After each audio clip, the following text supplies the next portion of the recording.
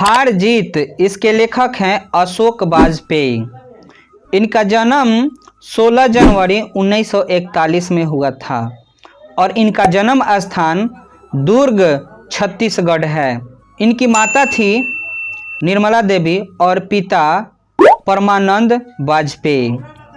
और ये शिक्षा जो है गवर्नमेंट हायर सेकेंडरी स्कूल में प्रारंभिक शिक्षा ग्रहण किए।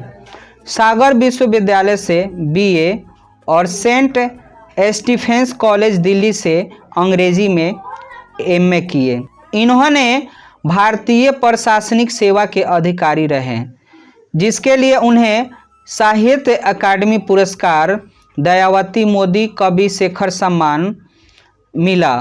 और इनकी प्रमुख कृतियाँ हैं कहीं नहीं वहीं, एक पतंग अनंत में, शहर अब भी संभावना है, थोड़ी सी जगह, अभिनयो, फिलहाल, तीसरा साक्ष्य, बहुरी अकेला। ये इनकी प्रमुख कविताएं कहानियां हैं। हार जीत, इसमें कवि कहते हैं कि राजनीतिक झूठ को उजागर किया है। नेता जनता की भ्रमित करते हैं और उन्हें वास्तविकता से दूर करते हैं। वाजपेयी जी इस कविता में जनता और शासक का सही चित्रण प्रस्तुत किया है। शासक वर्ण भोली भाली जनताओं को गुमराह करके खुद सुख भोगती है। कवि ने जनता को जागरूक करने का प्रयास किया है। कवि कहते हैं कि इन नागरिक जो है जनता राजनीतिक झूठ को उजागर किया है।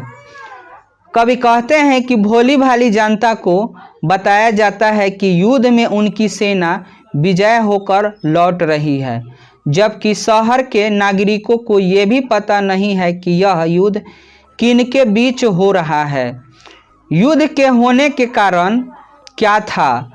कवि कहना चाहते हैं कि सत्ताधारी लोग जनता को वास्तविकता से दूर रखते हैं। लोगों को तो पता ही नहीं कि आखिर युद्ध किससे हो रहा है। जनता को यही बताया जाता है कि उनकी विजय हुई है। और कवि कहते हैं कि भोली भाली जनता को बताए जाते हैं कि युद्ध में उनकी सेना विजय हुई है, लेकिन जनता को यह भी नहीं पता है कि विजय सेना की है या शासक की, ये नागरिकों की है। यह बात पूछने के लिए किसी के पास समय भी नहीं है। नागरिकों को यह भी पता नहीं है कि कितने सैनिक गए थे और कितने वापस आ रहे हैं। लेखक इस पंक्ति में कहते हैं कि खेतों में रहने वाला अर्थात मजदूर, श्रमिक, उन्हें आज़ादी में अपना योगदान दिया, उनके तरफ किसी का ध्यान नहीं है।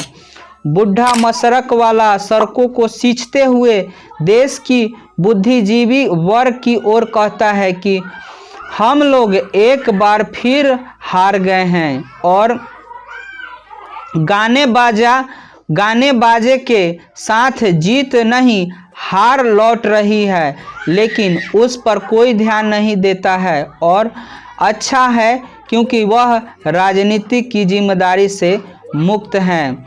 कवि कहते हैं कि शासक और सत्ताधारी वर्ग कभी भी अपनी हार की घोषणा नहीं करता है। वह अपनी हार को भी विजय के रूप में प्रस्तुत करता है तथा जनता को यह स्वीकार करने के लिए विवश करता है कि वह उसे बलवान और समर्थवान समझे।